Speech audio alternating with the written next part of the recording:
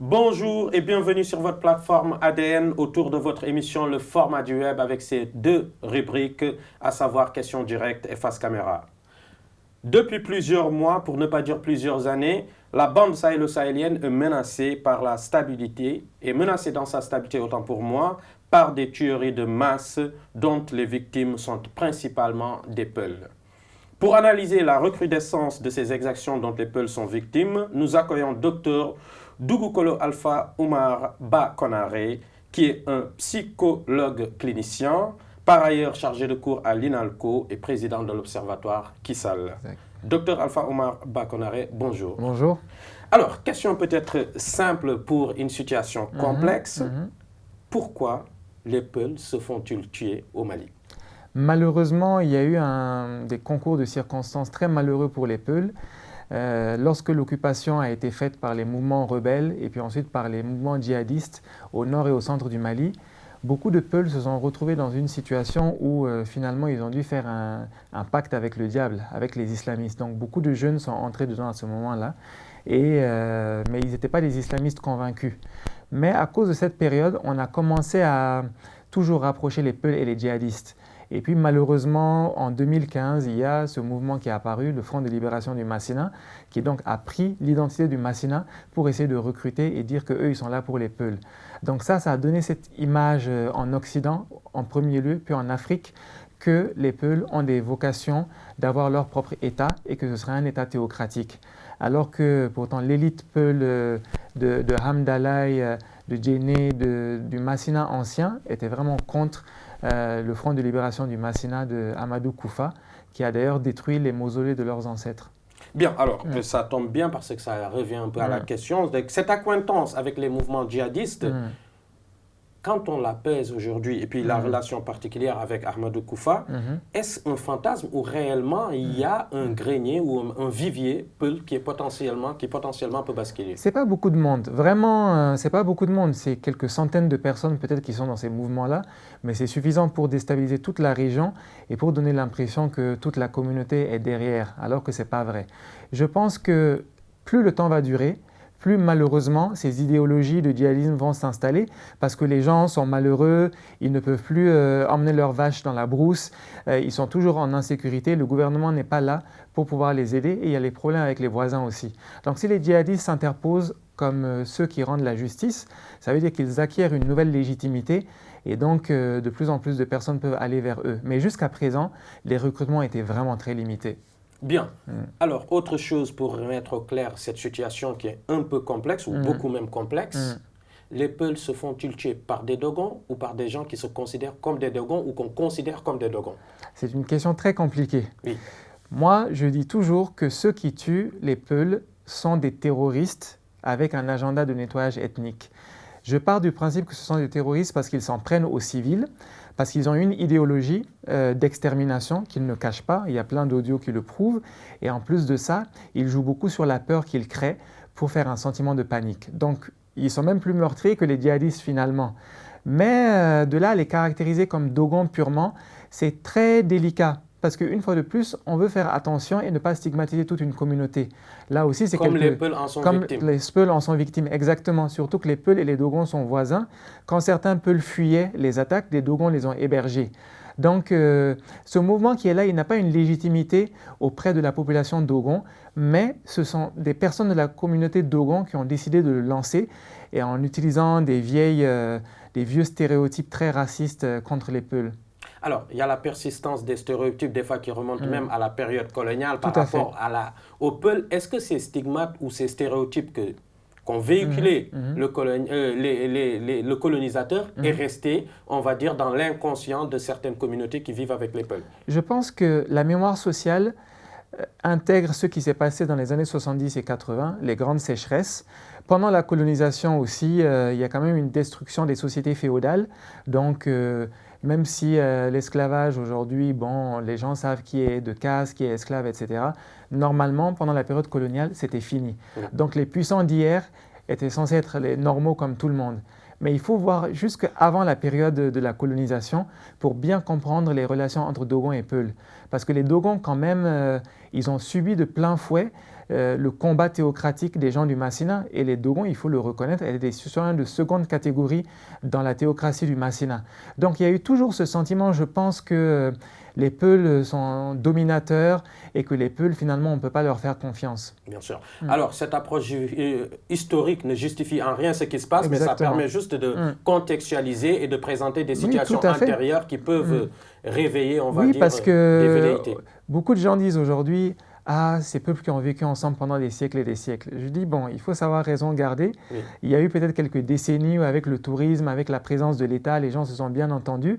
Mais il y avait quand même toujours des querelles voilà, entre agriculteurs et éleveurs. Et puis moi, je me dis que pour que la violence explose de cette manière-là, dans les mots et dans la manière de tuer, ce n'est pas seulement la présence des djihadistes qui a perturbé, ce n'est pas l'absence de l'État non plus, c'est vraiment un cocktail de tout ça.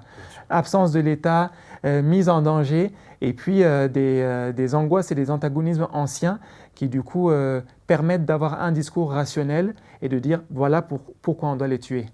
Alors, dans une société multinationale, les angoisses peuvent exister, les contradictions doivent exister, mais un État doit veiller à ce que ces angoisses et ces contradictions soient réglées, on va dire, de façon civile.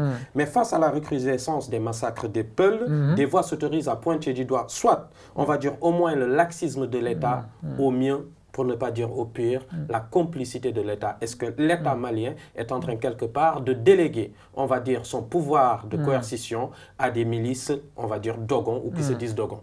Ce qui est dramatique dans cette affaire, c'est que finalement, même si l'État malien est innocent, il y a trop d'éléments qui le rendent coupable. Moi, ma conviction est que ce n'est pas commandité par l'État malien. Ma conviction est que certainement, il y a des gens haut gradés qui sont dans certaines positions, qui ont permis de nourrir ces milices-là en armes et en ressources. Mais effectivement, si ça passe par le canal de l'État, c'est très problématique.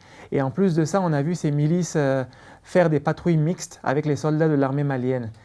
Qu'est-ce que ça veut dire? Et puis en plus, encore, lorsque les villages sont attaqués, généralement quelques jours avant, on le sait. Donc on communique, on le dit, mais personne n'est venu pour s'interposer pour sauver les civils.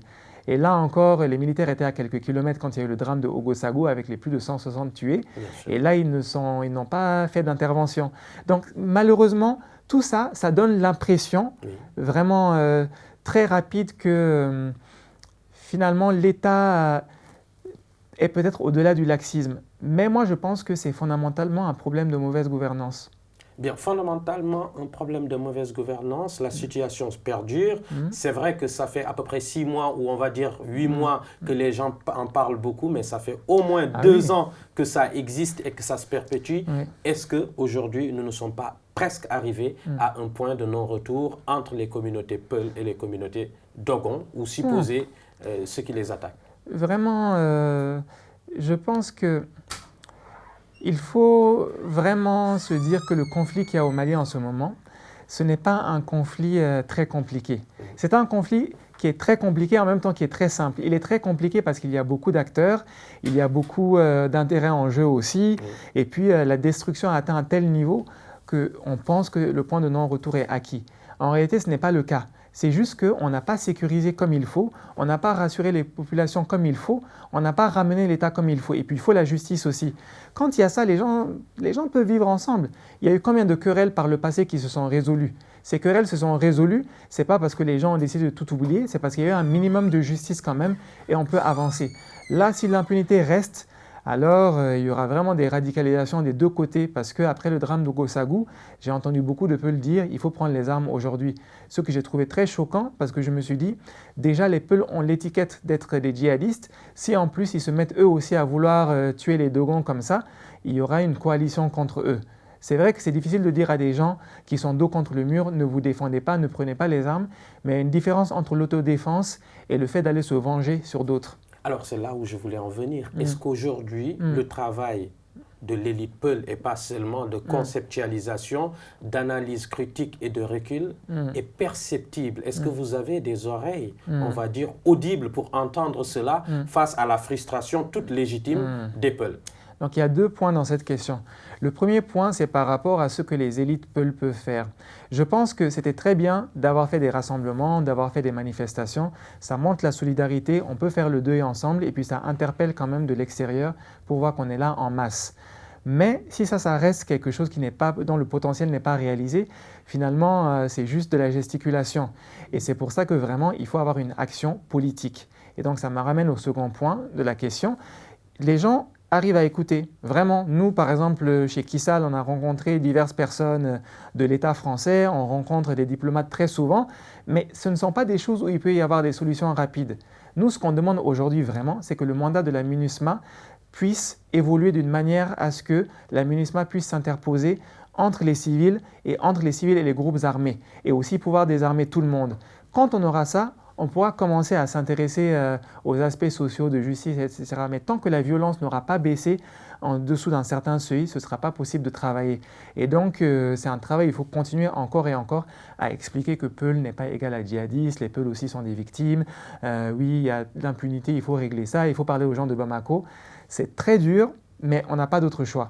Bien, très dur, mais on n'a pas d'autre choix. Vous avez évoqué tout de suite dans ces recherches multiples de solutions, la proposition par exemple du MINUSMA. Il arrive aussi que des voix s'élèvent en disant, en pointant du doigt la responsabilité par exemple de la France, en disant que peut-être il y a aussi un autre agenda derrière dans toute cette bande sahélo-sahélienne, parce que les attaques ne se limitent pas malheureusement pas seulement au Mali, au Burkina aussi, il y a de temps en temps quelques attaques qui se font. Je pense que c'est facile d'être complotiste. C'est vraiment facile... comme un proverbe le dit, quand la chienne veut manger son petit, elle l'accuse de sentir la chèvre. On est déjà conditionné à ne pas aimer la France parce qu'il y a l'héritage colonial, il y a aussi dans le post-colonialisme les rapports de la France-Afrique, etc. Donc ça fait que déjà, on est biaisé négativement contre la France. Mais s'il y a une chose à comprendre, c'est que les pays occidentaux n'ont pas intérêt à ce qu'il y ait de l'instabilité dans nos régions. Même si on parle des pillages. S'il doit y avoir des pillages, il faut qu'il y ait un minimum de stabilité. Ce qu'il y a en ce moment, ça ne permet rien du tout.